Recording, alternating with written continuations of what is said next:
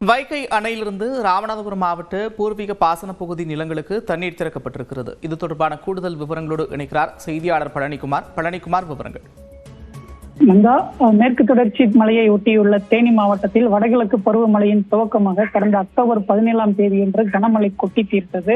இதன் காரணமாக முல்லை பெரியாறு மற்றும் மூளை வைகை ஆற்றில் ஏற்பட்ட காற்றாற்று வெள்ளப்பெருக்கால் ஆண்டிபட்டி அருகே 71 அடி உயரத்தில் அமைந்துள்ள வைகை அணையின் நீர்மட்டம் கிடுகிடவென உயரத் தொடங்கி கடந்த அக்டோபர் 20ஆம் தேதியன்று 69 அடியை எட்டியது.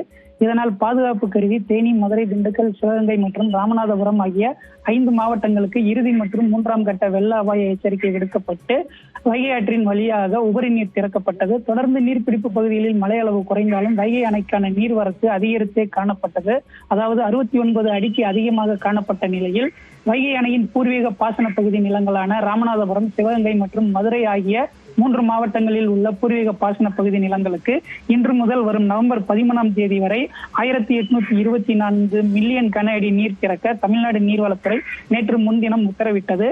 அதன்படி முதற்கட்டமாக இன்றைய தினம் ராமநாதபுரம் மாவட்டத்தில் உள்ள வைகை பூர்வீக பாசன பகுதி நிலங்களுக்கு 624 மில்லியன் கன அடி நீர் திறக்க வைகை திட்டமிடப்பட்டுள்ளது. முதல் நாளான இன்று வைகை அணையின் பிரதான 7 மதகுகளை இயக்கி தமிழ்நாடு நீர்வளத்துறையினர் தண்ணீர் திறந்து வைத்தனர். வினாடிக்கு 2500 கன அடி வீதம் ஆற்றின் வழியாக திறக்கப்படும் நீரின் மூலம் திறக்கப்படுவதால் மதுரை, தேனி, திண்டுக்கல், சிவகங்கை உள்ளிட்ட 5 மாவட்டங்களுக்கு வெள்ள அபாய எச்சரிக்கை விடுக்கப்பட்டுள்ளது.